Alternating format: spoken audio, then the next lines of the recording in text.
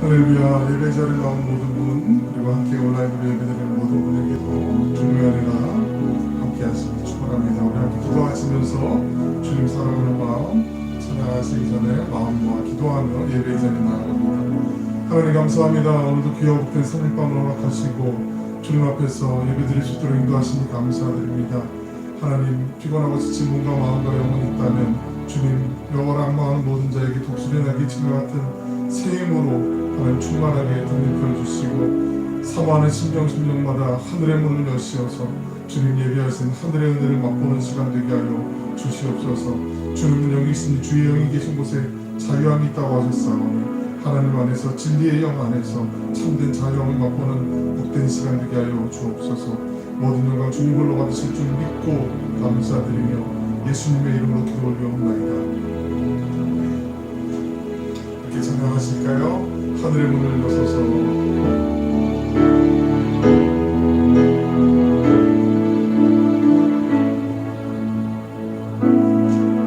하늘의 문을 여소서. 이곳을 주목하소서. 주를 향한 노래가 꺼지지 않으니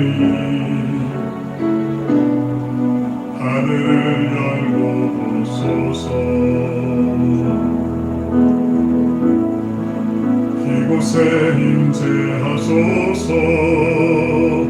주님을 기다립니다. 기도의 향기가 하늘에 닿으니 주여 임재하여 주소서. 이곳에 오셔서 이곳에 앉으소서. 이곳에서 드리는 예배를 받으소서. 주님의 이름만이 오직 주의 이름만 이곳에 있습니다. 하늘의 문을 여소서. 하늘의 문을 여소서. 이곳을 주목하소서. 주를 향한 노래가 꺼지지 않으니 하늘을 열고 보소서. 이곳에 임재하소서. 주님을 기다립니다. 기도의 향기가 하늘에 닿으니 주여 임재하여 주소서. 이곳에 오셔서 이곳에 앉으소서.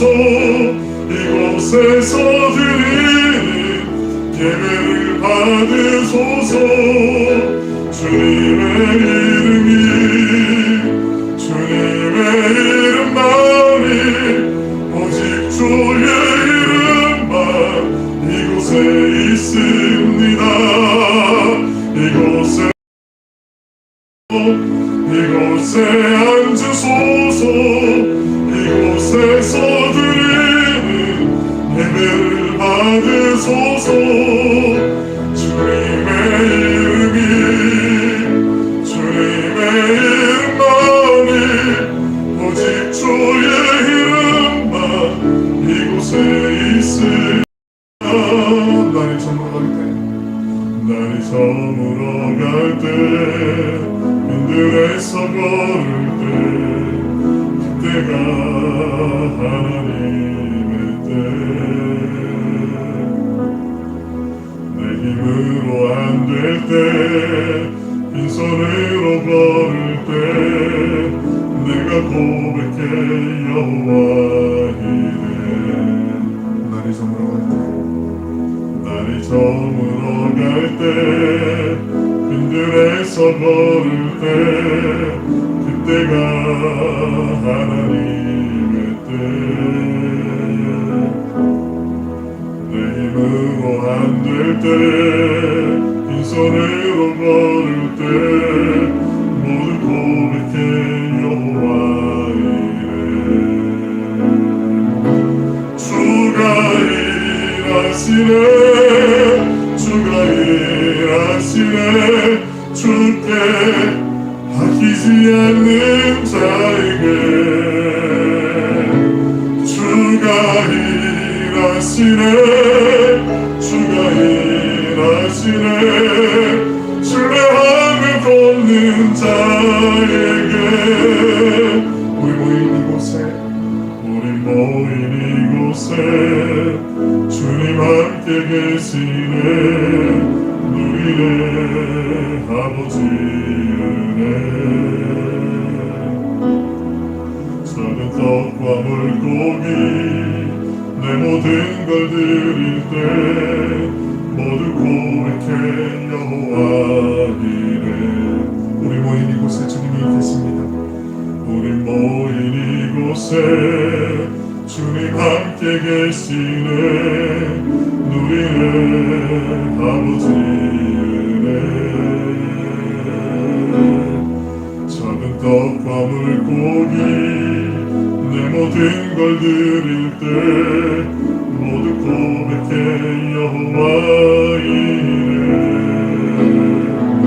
주가 일하시네 주가 일하시네 주께 아끼지 않는 자에게 주가 일하시네 주가 일하시네 신뢰하며 걷는 자에게 주가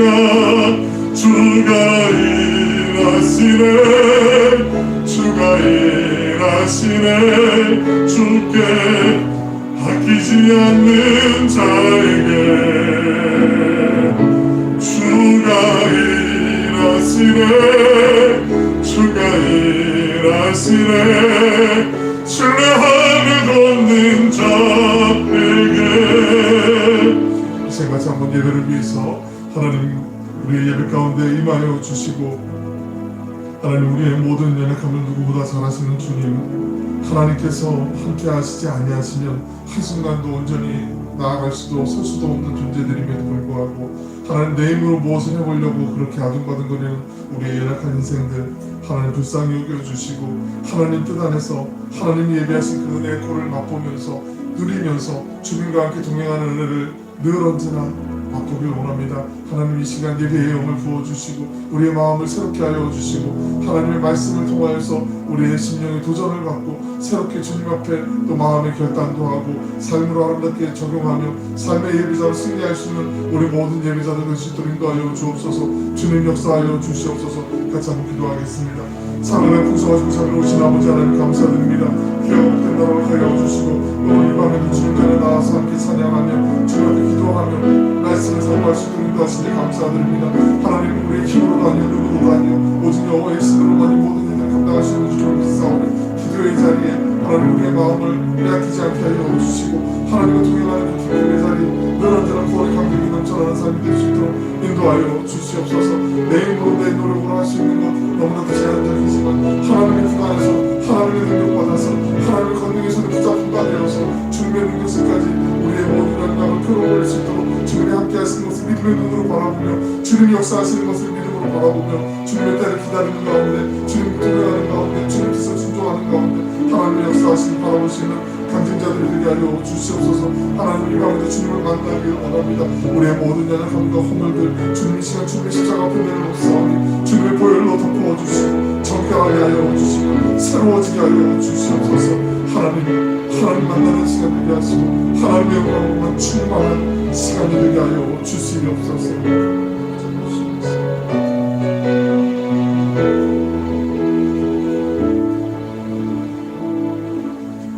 오신 아버지 하나님 감사드립니다. 수요일 저녁 예배로 우리 함께 모일 수 있도록 인도하시고 두세 사람이 내 이름으로 모인 곳에 내가 그들과 함께 있으리라 약속하신 주님 약속의 말씀을 붙잡고 이 자리에서 함께 예배 드립니다. 또 온라인으로 우리의 주어진 처소에서 또 예배 드리는 심령들도 있습니다. 동일한 은혜로 역사하시고 인도하시며 하나님 만나는 시간 되게 하시고 주님의 뜻을 마음속에 새기며 또 분별하며 이 세상 가운데 하나님이 기뻐하시는 일에 최선을 다하게 하옵소서. 악한 것은 모양이라도 버리게 하여 주시고 선한 데는 지혜롭고 악한 데는 미련한 우리 지혜로운 주님의 백성들 되게 하여 주옵소서. 주님 홀로 영광 받으심을 믿고 감사드리며 예수님의 이름으로 기도 올려옵나이다. 아멘. 찬송 199장 찬양하겠습니다.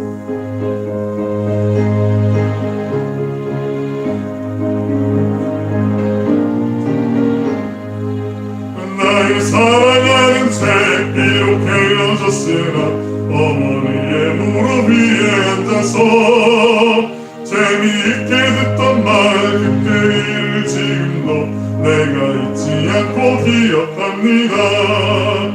귀하고 귀하다 우리 어머니가 들려주시던 재미있게 듣던 말이 책 중에 있으니 이 성경심이 사랑합니다. 옛날 용맹스럽던 다니엘의 경험과 유대 임금 다윗 왕의 역사와 주의 선지 엘리야 바람 타고 하늘에 올라가던 일을 기억합니다.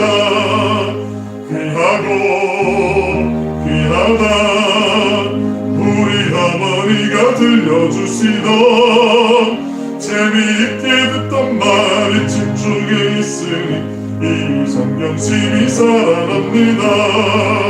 예수 세상 계실 때 많은 고난당하고 십자가에 달려 죽임당하니 어머니가 읽으며 눈물 많이 흘린 것 지금까지 내가 기억합니다.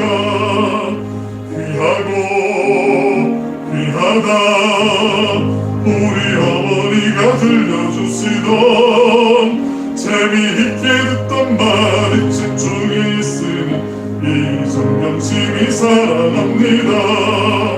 그때 일은 지나고 나의 눈에 환하고 어머니의 말씀 기억하면서 나도 시시때때로 성경 말씀 읽으며 주의 뜻을 따라 살려 합니다.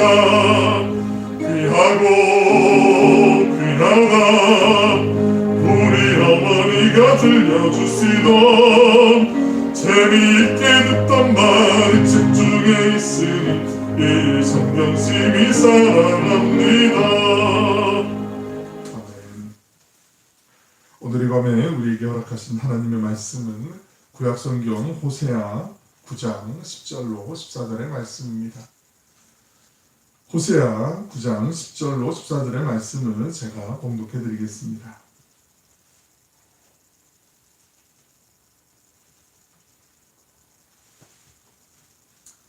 호세아 9장 10절로 14절의 말씀입니다.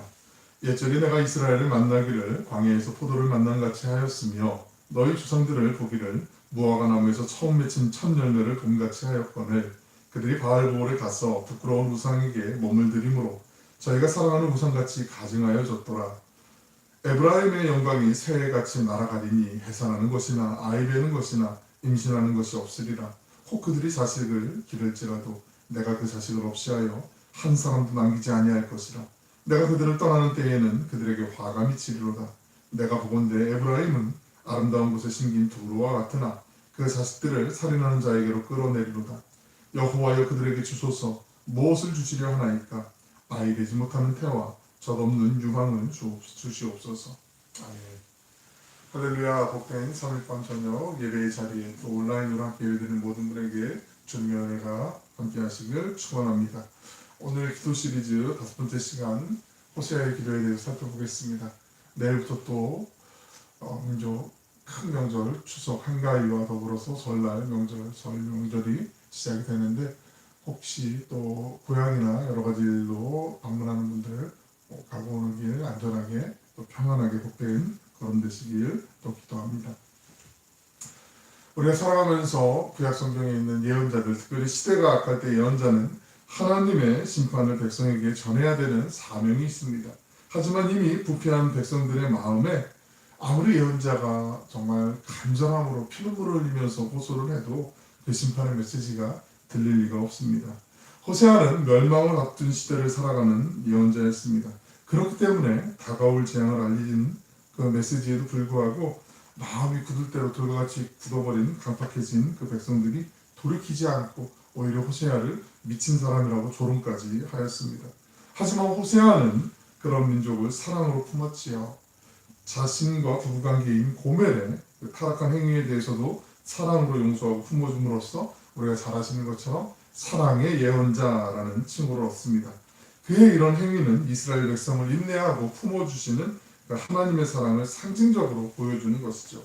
이처럼 호세아는 자신을 배반한 사람, 자신을 핍박하는 사람을 위해 기도함으로써 예언자로서의 사명을 힘써 지킨 사람입니다. 끔찍한 재앙 앞에서도 포기하지 않고 기도로 희망의 불씨를 지핀 그는 진실로 하나님을 신뢰하고 민족을 사랑했던 예언자였습니다.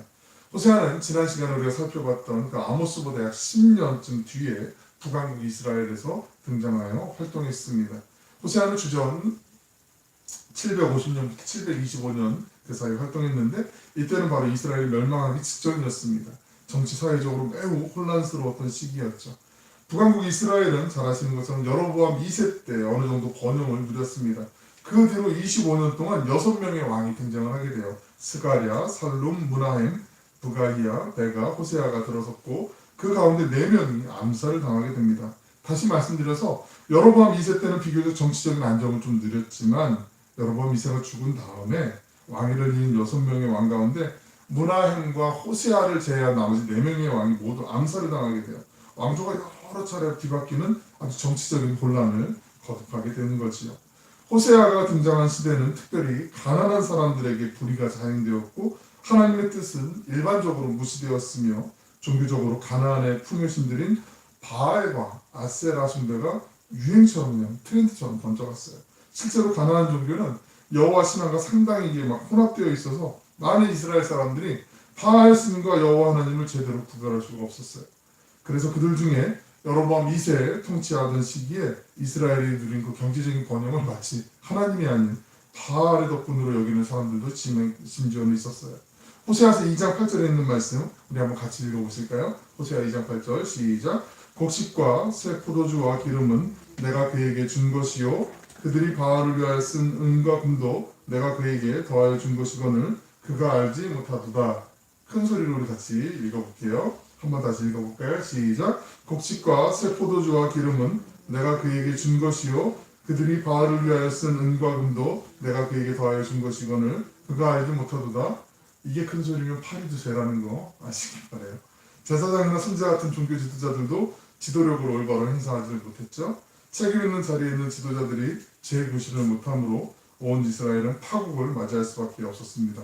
호세아서 4장 6절에 있는 말씀 내 백성이 지식이 없으므로 하나님을 아는 지식이 없으므로 망하는도다는 말씀처럼 북왕국 이스라엘은 주전 722년에 사마리아가 아시리아 사람들에게 정복당하게 되잖아요. 그리고 국가가 이제 솔로몬 왕이 죽고 난 다음에 나라가 이제 남북왕조가 분열되잖아요.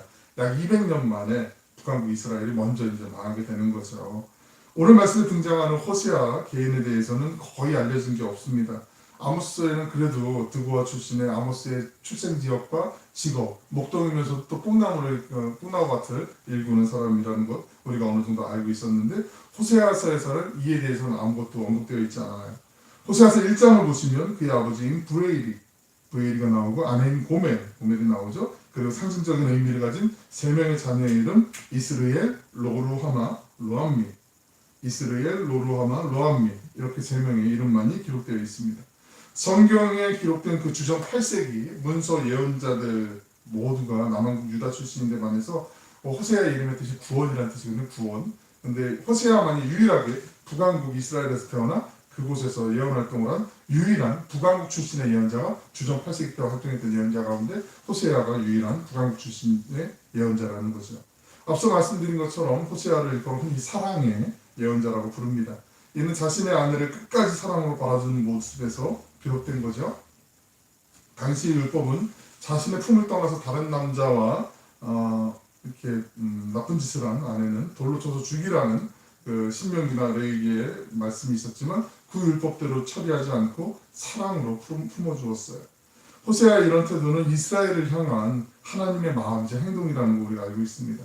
당신의 백성 이스라엘을 향한 하나님의 사랑은 하나님께서 스스로 제정하신 율법도 그냥 초월할 정도죠. 호세아는 자신의 삶을 통해서 하나님의 사랑을 표현할 수 없을 정도로 깊은 사랑을 소유한 사람이었어요. 삶으로 하나님의 사랑을 그냥 살아냈던 사람이죠. 호세아의 이런 자세는 그의 핵심적인 메시지라고 할 수 있는 호세아서 6장 6절에서 잘 나타나죠.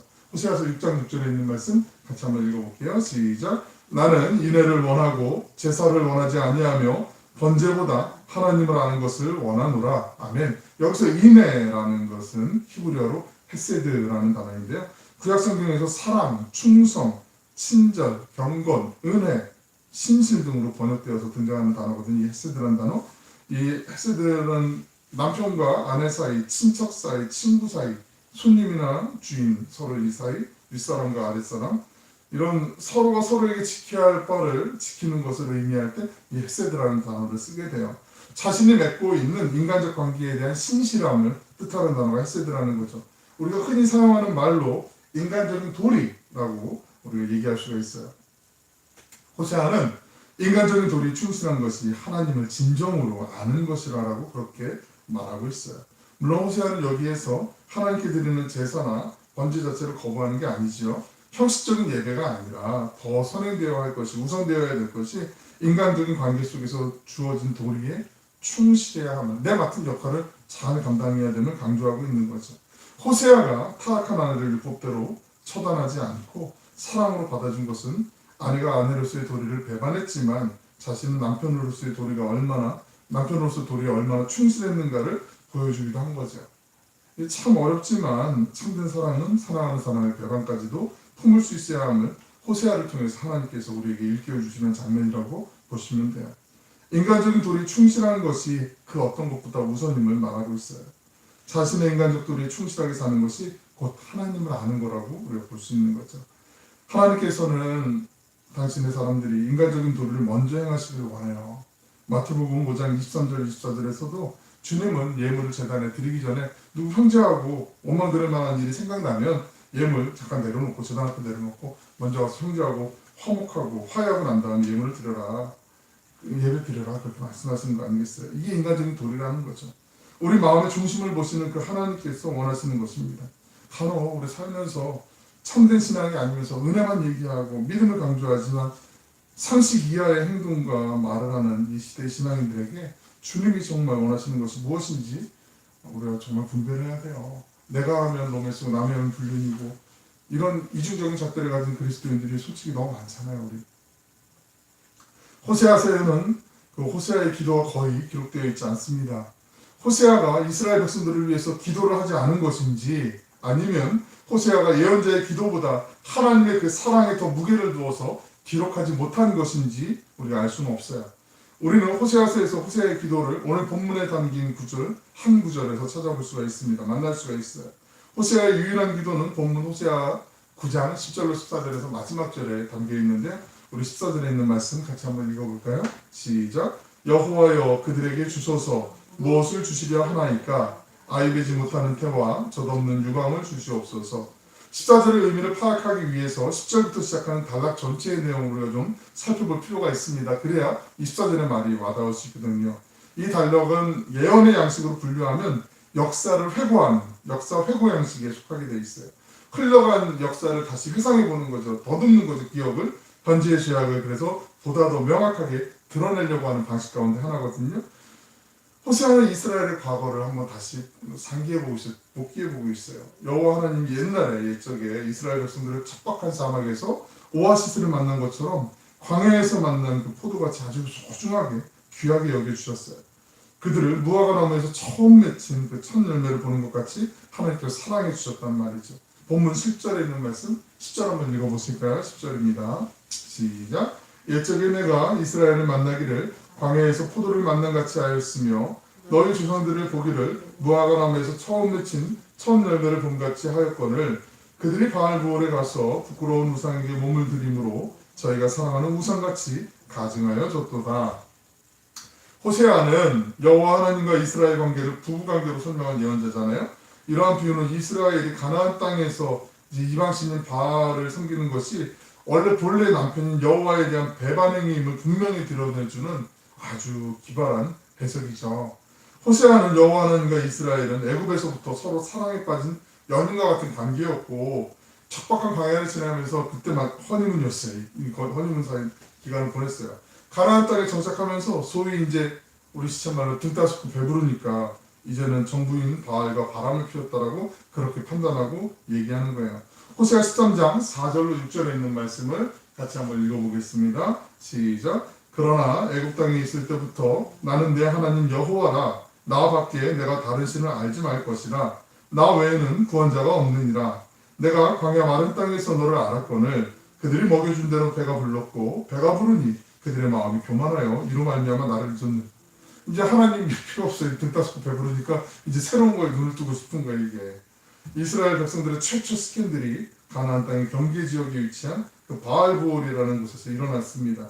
본문 10절 하반절에 그들이 바알보올에 가서 부끄러운 우상에게 몸을 들임으로 저희가 사랑하는 우상같이 가증하여 졌도다 라고 말씀하는 것처럼 가나안 땅 바알보올에 도착하자마자 지금까지 광야에서 인도하고 보호해 주셨던 하나님을 이제 저버리고 부끄러운 우상 바알에게 몸을 바치고 그 우상을 좋아하다가 결국 그 우상처럼 추악해지고만 신세라는 거죠. 11절 상반절에서 에브라임, 즉 이스라엘, 에브라임도 종종 지칭되는 것은 에브라임이 가장 큰 강력한 지파이기 때문에 이스라엘을 대신하는 대명사처럼 쓰이기도 해요. 이스라엘은 하늘을 나는 새같이 하나님께서 날아가 버렸음을 말씀하고 있어요. 여기까지가 지금의 이스라엘의 모습이라는 거죠. 한마디로 표현하면 본래 남편인 그 하나님을 배반한 거라는 거죠. 호세아는 이스라엘이 하나님의 등지를 새같이 떠난 것처럼 하나님께서도 이들을 떠날 때가 올 것이라는 그 심판을 예고하고 있습니다. 우리 본문 11절과 12절에 있는 말씀 같이 한번 읽어보겠습니다. 시작. 에브라임의 영광이 새같이 날아가리니 해산하는 것이나 아이 베는 것이나 임신하는 것이 없으리라. 혹 그들이 자식을 기를지라도 내가 그 자식을 없이하여 한 사람도 남기지 아니할 것이라. 내가 그들을 떠나는 때에는 그들에게 화가 미치리로다. 이스라엘이 여호와 하나님을 떠남은 여호와 하나님께서 이스라엘을 떠나시도록 야기하는 거죠. 원인을 제공한 거잖아요. 하나님을 떠나면 하나님이 안 계신 부재를 뜻하잖아요. 그때가 되면 아이를 낳을 수 없는 것은 물론이고 아이를 가질 수도 없게 될 것이라고 11절에서 말씀하시고 혹시 이미 태어난 자식이 있다면 그 자녀마저 죽게 될 것이라고 12절에 말씀하시는 거예요. 하나님께서 한 명의 자식도 남지 못하게 그렇게 하시겠다라는 거죠. 뭐 잘 알지만 우리가 자식이라는 게 미래의 희망이잖아요. 희망을 상징하는 거잖아요. 따라서 이스라엘은 더 이상 희망이 없는 것이죠. 모든 아이들이 사라지는 곳에 미래를 기약할 수 없기 때문 아니겠습니까? 우리나라의 출산율이 그래서 더 걱정이죠. 여하튼 이 당시 바알 우상은 풍요와 다산을 관장하는 신으로 숭배되었어요. 하지만 이제 다산은커녕 한 명의 자녀도 훼손할 수 없을 뿐더러 한 명의 자녀도 임신할 수 없게 되었다는 것, 이 오히려 역설적인 충격이라고 볼 수 있는 거죠. 우리 본문 13절에 있는 말씀 13절 같이 한번 읽어보실까요? 시작. 내가 보건대 에브라임은 아름다운 곳에 심긴 두로와 같으나 그 자식들을 살인하는 자에게로 끌어내리로다. 호세아는 상반절에서 에브라임은 아름다운 곳에 심긴 두로와 같다라고 말하고 있어요. 에브라임은 하나님께서 관심을 가지고 기름진 장소에 심은 민족, 즉 선택하신 민족임을 표현한 것이거든요. 하지만 하반절에서 그들은 자기 자식을 살인하는 자, 이게 아시리아의 군대거든요. 여기에 넘겨줄 수밖에 없게 된 처지에 전락하게 된다는 거죠.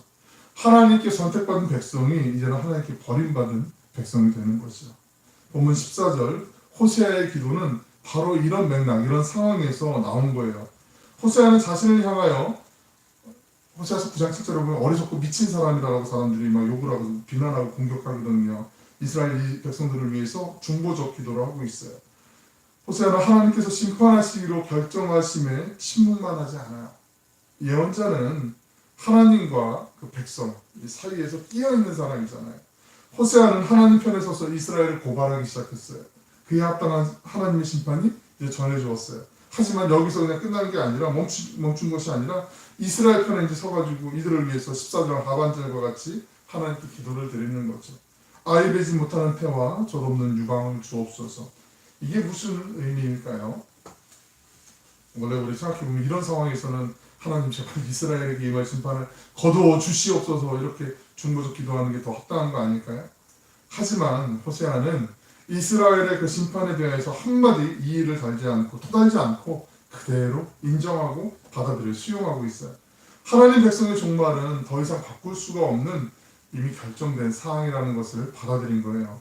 호세아는 어차피 심판을 피할 도리가 없다면 그 다급하게 지금 임박해 있는 재난 앞에서 더는 아기를 잉태하지 못하는 것이 오히려 복이라고 생각한 거예요. 아기들이 태어나서 13절에 있는 말씀처럼 살인하는 자에게 아수르에게 처형당하는 것보다는 차라리 태어나지 않는 것이 더 낫기 때문이라고 생각한 거죠. 역설적이게도 특별한 상황, 뭐 전쟁도 있을 거고 이런 상황에서 아기를 낳지 않는 것이 하나님의 은총의 표시일 수도 있습니다. 우리 누가복음 23장 29절에 있는 말씀 한번 같이 읽어보실까요? 시작. 보라, 날이 이르면 사람이 말하기를 잉태하지 못하는 이와 해산하지 못한 배와 먹이지 못한 젖이 복이 있다 하리라. 이러한 예는 예레미야의 탄식에서도 우리가 찾아볼 수가 있어요. 예레미야 20장 18절을 읽어드릴게요. 어찌하여 내가 태에서 나와서 고생과 슬픔을 보며 나의 날을 부끄러움으로 보내는고 하니라. 아기를 낳지 못하는 것이 보통은 하나님의 진노, 저주의 표시이므로 성경에는 많이 묘사가 돼요. 그럼에도 불구하고 본문에서는 아주 관대한 처벌에 해당하는 것처럼 보이죠. 실제로 그렇고요. 호세아는 하나님께 백성의 중보자로 나서서 이스라엘에게 관대한 처벌을 해줄 것을 기도드린 거예요. 24절에 있는 말씀. 호세아의 기도 딱 한 줄 나오는 그 말씀이 오늘 이거라는 거죠. 호세아의 중보적 기도의 내용은요. 최후의 상황에서 나온 희망의 불꽃이라고 볼 수가 있어요. 우리는 호세아의 이 중보적 기도에서 몇 가지 기도의 법칙을 배울 수가 있습니다. 첫째로는 기도는 자신의 소리를 전하기보다는 하나님의 뜻을 겸손히 묻는 것입니다. 호세아는 자신이 무엇을 원하는지를 말하지 않고 먼저 하나님께 무엇을 원하시는지를 묻습니다. 즉 그는 기도의 첫 마디에 여호와여 그들 저희에게 주소서 무엇을 주시렵니까? 라고 그렇게 말씀하고 있어요. 다른 말로 하면 여호와여 당신께서 원하시는 것을 저들에게 주소서라고 할 수가 있어요. 심판을 앞에 둔 상황에서 호세아는 하나님의 뜻을 먼저 여쭙는 거죠. 기도는 사실 인간이 듣는 거 아니겠습니까? 하나님의 뜻을 구하고 그 음성을 듣는 것이죠. 우리는 환난과 고난의 한복판에서도 하나님의 뜻을 최우선으로 귀를 기울일 수 있어야 합니다. 호세아의 중보적 기도에서 배우는 기도 법칙 두 번째가 있어요. 자신을 오해하고 핍박하는 사람을 위해 기도하는 것입니다. 당시 호세아는 백성들에게 이 예언자는 어리석은 자요 영감을 받은 이 자는 미친 자라는 수모와 억울한 핍박을 받았다라고 아까 호세아서 9장 7절에서 조롱받은 것을 말씀드렸어요. 그런데 자신을 그 고난의 구렁텅이로 내몰았던 그 백성들이 이제 막 심판을 맞이하게 될 그 시점에 호세아는 자신을 핍박하는 사람들이었지만 그럼에도 불구하고 그들을 위해서 중보적 기도를 하죠. 이게 참 쉽지가 않아요. 이게 훈련이 안 되고 해보지 않으면 결코 못하는 거예요. 기도의 최고 수준은 자신을 박대하는 자들을 위해서 기도하는 거죠. 이런 모범은 예레미야의 그 탄원 기도에서도 나타나게 돼요. 예레미야 18장 20절에 있는 말씀 함께 한번 읽어보실까요? 시작. 어찌 악으로 선을 갚으리이까마는 그들이 나의 생명을 해하려고 구덩이를 팠나이다. 내가 주의 분노를 그들에게서 돌이키려 하고 주의 앞에 서서 그들을 위하여 유익한 말을 한 것을 기억하옵소서. 예수님께서 십자가상에서 드린 마지막 기도도 이런 내용이었잖아요. 이런 맥락이었잖아요. 누가복음 23장 34절을 보시면 아버지 저들을 사하여 주옵소서 자기들이 하는 것을 알지 못함이니이다. 이렇게 간구하고 있으시잖아요. 호세아의 그 중보적 기도에서 배우는 기도 법칙 세 번째, 기도는 최후의 상황에서 남은 희망의 불씨를 살리는 행위예요. 최후의 상황에서 남은 희망의 불씨를 살리는 것이 바로 기도예요. 호세아는 이 이스라엘 백성들에게 종말이 올 것이라는 사실을 더는 돌이킬 수 없는 현실임을 깨닫게 되잖아요. 이들을 위해서 더 이상 기도할 것이 이제 없어 보였어요. 이제 망할 거니까, 이제 패망할 것이니까, 아수르의 칼에 이제 다 죽을 수밖에 없으니까 어쩔 수 없겠구나 생각할 수 있었는데 이스라엘은 하나님을 번식자처럼 내팽개쳤고 하나님도 이들을 떠나실 수밖에 없는 상황이었잖아요. 둘 사이의 중재가 이제 불가능해졌어요. 이스라엘의 폐역에 대한 하나님의 심판이 카운트다운에 들어갔다라는 거죠. 그래도 호세아는 이스라엘의 백성을 조금이라도 고통을 덜어주기 위해서 차라리 아이 되지 못하는 태와 저없는 유감을 주시옵소서라고 그렇게 기도드리고 있어요. 앞으로 닥칠 더 끔찍한 일을 생각하면 자식을 더 낳지 않는 것이 복이라는 거죠. 그것이 자식들이 살해당하는 것을 바라보는 것보다 더 낫기 때문에 그렇게 고백하고 기도하는 거죠. 호세아는 최선책은 아니더라도 차선책을 찾아서 기도하죠. 마지막까지 희망의 불씨를 포기하지 않아요. 우리가 기도할 때 이래야 돼요. 이거 아니면 도 아니면 몫이고 이렇게 자꾸 기도하는데 하나님이 또 이거 아니면 또 차선으로 또 준비해 주신 게 있어요. 근데 이게 우리는 최선이 아니면 최고가 아니면 안 된다고 생각하기 때문에 그래서 쉽게 포기할 때가 있는 거죠. 끝까지 끈질기게 기다리면 끈질기게 물고 늘어지면 그러면 하나님이 또 주시는 은혜가 있는 줄로 믿습니다. 기도하는 사람에게 하나님께서는 하늘의 지혜와 분별력을 주시지요. 그리고 기도하는 사람은 하나님의 마음을 알아가며 그 하늘아버지의 마음을 오롯이 담아 다시 간구하는 이 선순환이 계속 이어지게 되죠. 사랑하고 축복하는 여러분, 우리는 호세아와 같이 기도할 때 하나님의 뜻에 겸손히 우리의 귀를 기울여야 합니다. 설령 자신에게 해를 끼치고 상처를 주는 사람들 그 연약함도 함께 아파야 되잖아요. 그리고 최선이 아니면 차선을 찾아서 희망의 불씨를 지펴야 합니다. 바라기는 우리 모두 가정과 교회, 우리나라와 온누리를 향한 중보적 기도의 은혜를 체험하고 하나님의 선하신 도구로 쓰임받는 그 승리의 주인공들 되시길 주님의 이름으로 간절히 축원합니다. 우리 함께 기도하겠습니다.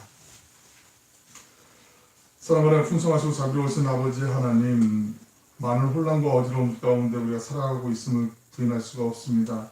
어쩌면 호세아의 삶의 자리에서 안타깝고 처절한 마음으로 드렸던 그 기도가 오늘 이 시대 우리의 교회 믿음의 형제자매들을 바라보면 하나님의 자녀들을 향한 하나님의 마음이 아닐까요? 하나님, 우리가 예수를 믿는다고는 하지만 껍데기만 믿는 척 우리의 본질은, 우리의 내면은 더 이기적이고 더 세상 사람들보다 더 욕심이 가득한 모습으로 살아가고 있지는 않은지요.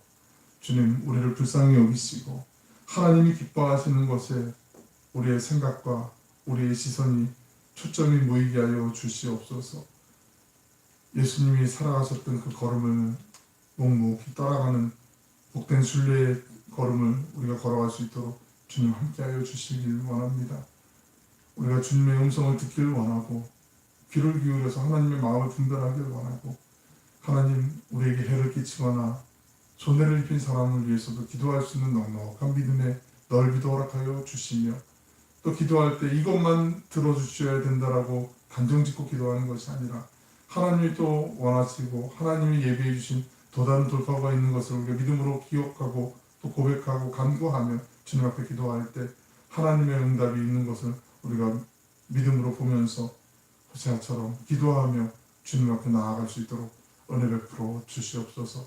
우리 교회와 또 각 가정과 이 나라 위에 함께하여 주시며 오늘의 열망 가운데 하나님이 코로나의 모든 팬데믹 상황이 속히 종료되고 다시 원했던 그 일상으로 돌아갔을 때 우리가 그 소중함을 잊지 않고 성실함으로 근면함으로 또 신뢰를 바탕으로 아름다운 복된 믿음의 씨앗들을 심고 또 싹나게 하고 자라게 하고 열매 맺게 하는 그 아름다운 성실의 열매들 거두는 주인공들이 되게 하여 주시옵소서.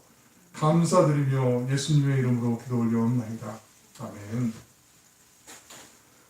교회 소식은 우리 교회 주부와 또 특별한 건 없고요.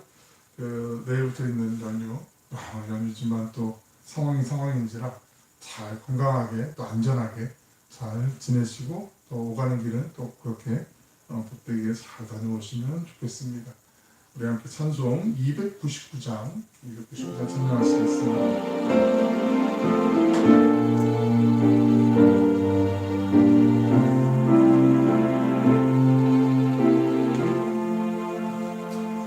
하나님 사랑은 온전한 참사랑 내 맘에 부어 주시사 충만케 하소서.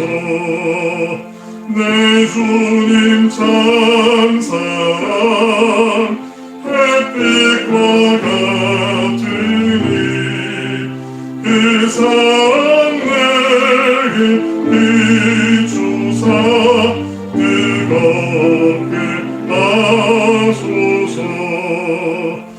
그 사랑 앞에는 풍파도 그치며 어두운 밤도 하나님 내 힘이 그도다. 하나님 사랑은 온전한 참사랑 내 맘과 영의 제무사 새 힘을 주소서. 아멘. 기도하겠습니다. 사랑하나 풍성하시고 자비로우신 아버지 하나님, 우리 마음의 중심을 보시는 하나님께서 원하시는 것이 무엇인지 다시 새겨봅니다. 하나님, 우리의 생각에 머물지 않고 하나님께로 돌이키는 인생, 주님이 기뻐하시는 삶을 살아가는 예배자가 되게 하여 주시옵소서. 우리 삶의 주인 되신 주님의 능력을 의지하며 기도하고 주님 곁으로 한 걸음 더 나아가게 하여 주시고, 주님과 함께 두려움과 절망의 강을 건너 생명과 소망의 나라에 이르게 하여 주시옵소서. 특별히 우리 온누리교회가 이 시대와 장래에 하나님의 순전한 도구가 되게 하여 주시길 원합니다. 어두운 세상에 하나님의 등불이 되게 하여 주시고, 소금과 빛의 역할을 감당하는 주님의 선한 도구, 기쁨의 도구, 은혜의 통로가 되게 하여 주시옵소서. 그 역사를 이루어가실 주님을 찬양합니다. 특별히 사랑하는 우리 교회학교 자녀들을 기억하여 주시고, 늘 언제나 주님과 함께 동행하는 기쁨이 넘치게 하여 주시되, 머리는 맑고 슬기롭게, 가슴은 예수님의 사랑을 언제나 채우셔서 어디에 있든 무엇을 하든 주님 날개 보호하심 안에서 안정감을 누리며 주님과 동행하는 기쁨을 누리게 하여 주시옵소서. 하나님의 영광이 나타나는 복된 인생들 되게 하시고, 하나님의 기쁨이 되는 아름다운 삶이 되게 하여 주시옵소서. 이제는 길과 진리와 생명이 되신 예수 그리스도의 은혜와 하나님의 변함없는 그 영원하신 사랑하심과 거룩하신 성령님의 감화 감동 충만하게 하시는 교통하심이 호세아와 같이 기도할 때에 하나님의 뜻에 겸손히 귀를 기울이게 하옵시고, 설령 자신에게 해를 끼치고 상처를 주는 사람들의 연약함도 함께 아파할 줄 알며, 최선이 아니면 차선을 찾아서라도 기도를 통해 희망의 불씨를 지피며 하나님의 마음을 품고 세상을 향해 나아가는 모든 예배자들 머리 위에, 그 가정 위에, 생업의 현장 가운데 사랑하는 조국 대한민국 위에 이제로부터 영원토록 함께하여 주시기를 간절히 축원하옵나이다.